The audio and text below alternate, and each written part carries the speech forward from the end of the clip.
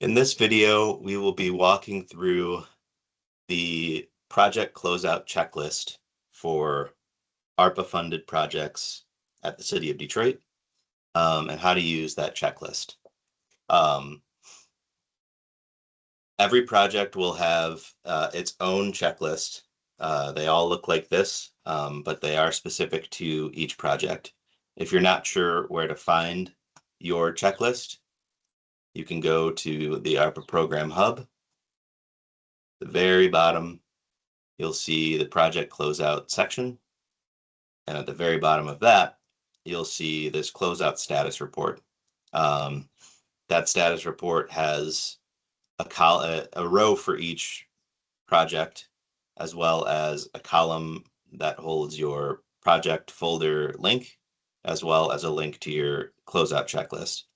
If you click on this closeout checklist link and you don't have access to the smart sheet, just request access and you should be given it pretty quickly.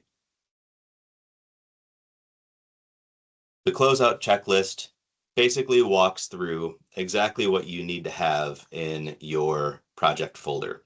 So you'll see here is an example of a project folder. When you go into it, there are different subfolders within these top level folders. And you'll notice that the checklist, after some key information here on the far left side, the next portion of it walks through the same structure as your project folder. And because this is specific to your project, the requirements listed here are exactly what you will need to have in your project folder for each of these subfolders. We have put together a list of attributes for each project, such as, this project only had personnel and didn't have any procurement, or this project was a capital expenditure. Each one of those attributes has different requirements that go into them, and so this requirement section will be specific based on those attributes. As you go over to the right, you'll see that there's a column of the responsible party for populating that item into each folder. So you'll see for the project plan, the project team is responsible for making sure that that gets into the folder.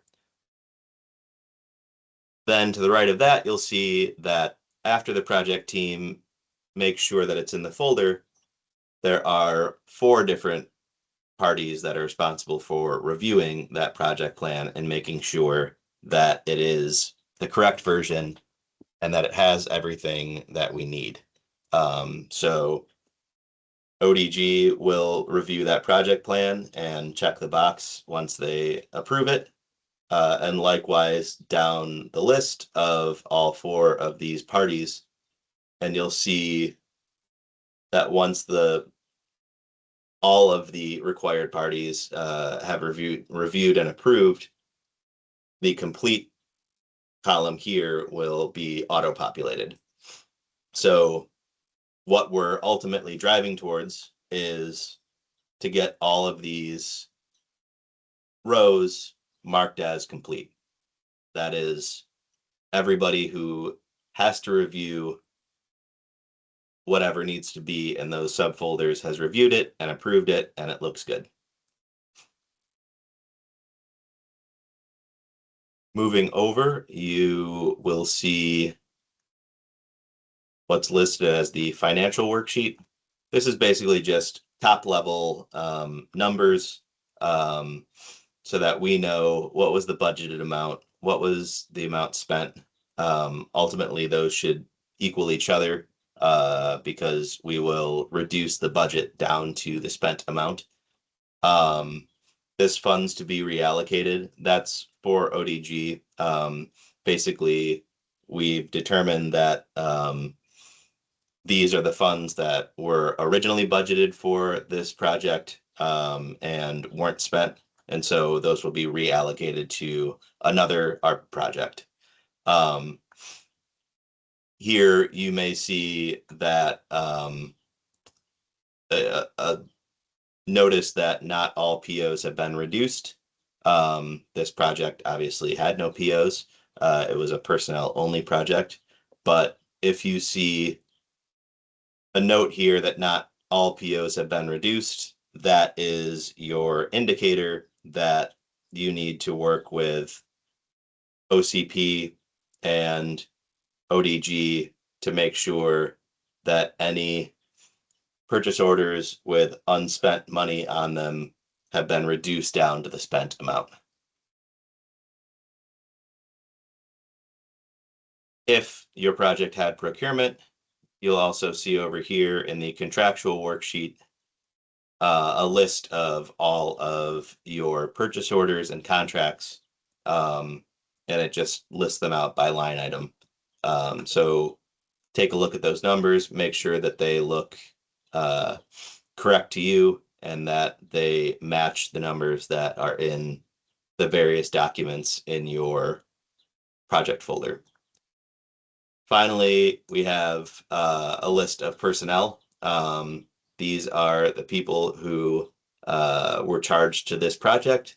So just take a look at that, make sure that it looks correct and that all of the personnel that are listed did in fact work on your project and vice versa.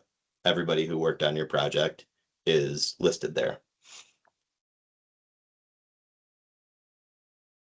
This checklist will be used by the various parties who need to review the documentation that's in your project folder, obviously.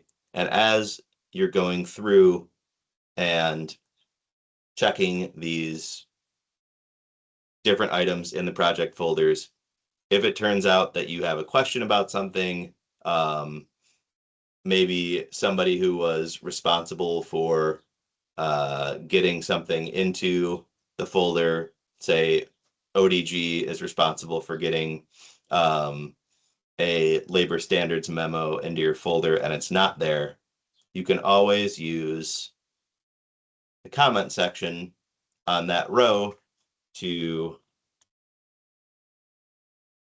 send a message to somebody specifically saying, I'm missing this item. Please make sure it's in the folder.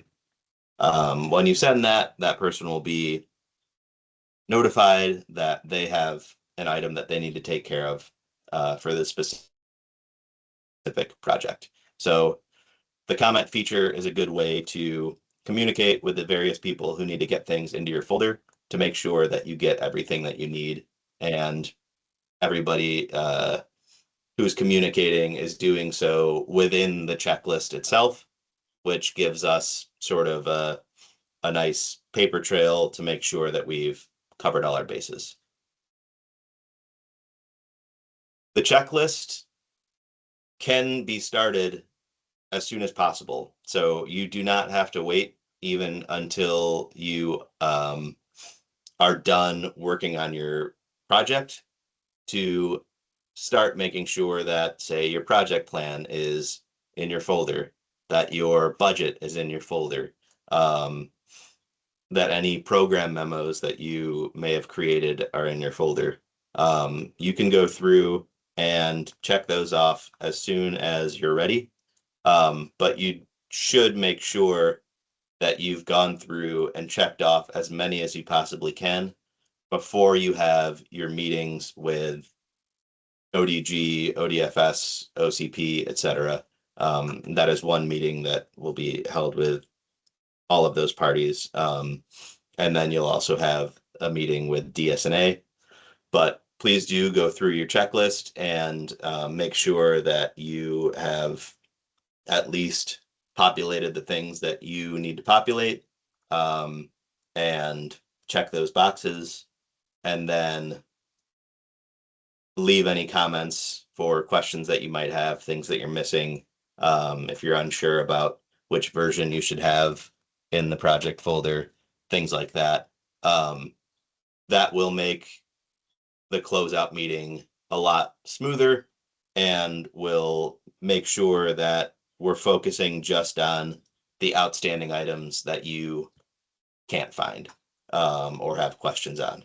So that is how to use the closeout checklist for your ARPA project.